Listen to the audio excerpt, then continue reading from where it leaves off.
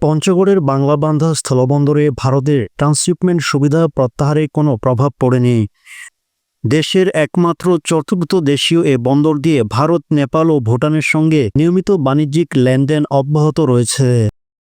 স্থলবন্দর কর্তৃপক্ষ সূত্রে জানায়, গত ২৪ ঘণ্টায় বন্দরটিতে ৫৫টি ট্রাক প্রবেশ, আমদানি ও ২৪টি ট্রাক রপ্তানি করে। রপ্তানি খাতে বিশেষত আলু ও টিস্যু পেপারের চাহিদা অক্ষুণ্ণ থাকে। শুধুমাত্র আজই ১৪৭ মেট্রিক টন আলু নেপালে পাঠানো হয়, যার মধ্যে ৮ ট্রাক আলু, ৬০ ট্রাক টিস্যু পেপার ও ৬ ট্রাক অন্যান্য পণ্যবাহী, মোট ২২টি ট্রাক।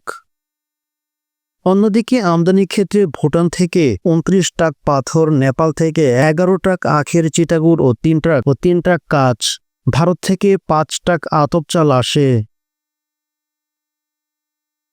গতকাল ভারতীয় কর্তৃপক্ষের একটি চিঠিতে ট্রান্সশিপমেন্ট সুবিধা স্থগিতের কথা বলা হয়, তবে পরবর্তী নির্দেশনা স্পষ্ট করা হয়নি। এদিকে বাংলাবান্ধা বন্দর ব্যবস্থাপক জানান, আমাদের কার্যক্রমে কোনো বিঘ্ন ঘটেনি। চলতি মাসে ইতিমধ্যেই ৩,৪০২ মেট্রিক টন আলু নেপালে রপ্তানি করা হয়। স্থানীয় রপ্তানিকারকরা বন্দরের স্বাভাবিক কার্যক্রম অব্যাহত রাখায় সন্তোষ প্রকাশ করে।